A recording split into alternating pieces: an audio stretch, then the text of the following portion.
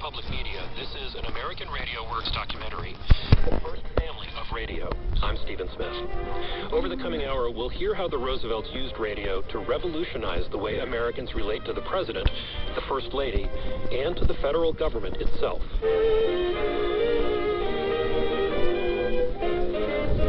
Our story starts in Albany, the capital of New York State.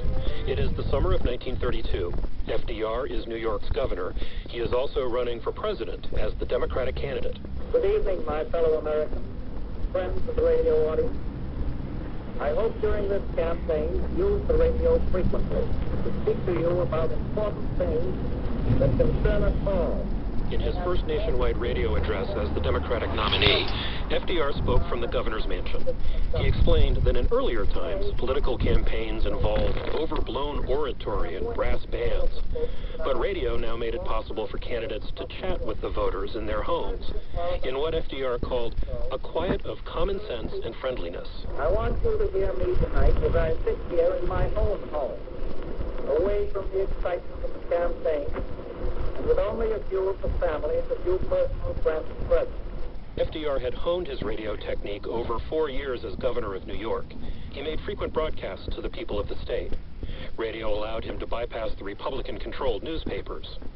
In the 1932 presidential contest, FDR was running against the unpopular Republican incumbent Herbert Hoover, who was not as effective at the microphone. Hoover was a quiet, rather solemn man, and did not have the presence and the charm that exuded from FDR. The late Norman Corwin was one of the most celebrated writers and directors in radio's golden age.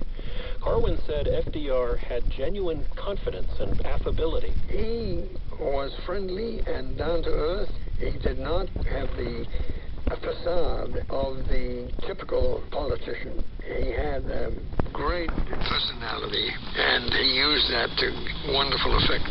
Corwin says that came through over the air. Roosevelt beat Hoover by a landslide. Radio played a part in his victory. So did the Great Depression. When FDR took office, America had been traumatized by more than 3 years of economic devastation. Many farmers were losing their land. Some 25% of workers were unemployed. Government relief programs were tapped out. I had 500 or 600 chickens. They all starved to death. 2 or 3 cows starved to death. People later remembered the hard times in oral histories. The little home I had in Oklahoma, it was made of old automobile hoods. Just anything we could get to build one out of. My father lost everything. At one point, we were out of food.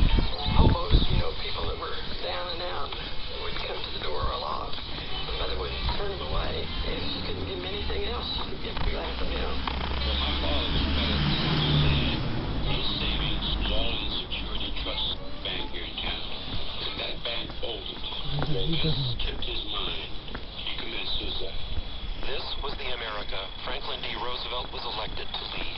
This is a day of national consecration. FDR was inaugurated on March 4th, 1933. The nation listened on radio.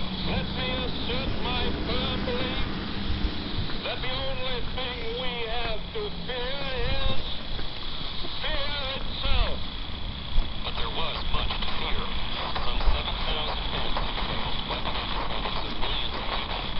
As customers rushed to withdraw what was left, the banking system teetered on the edge of collapse. FDR declared an immediate 8-day national banking holiday, closing them to prevent a run on the banks.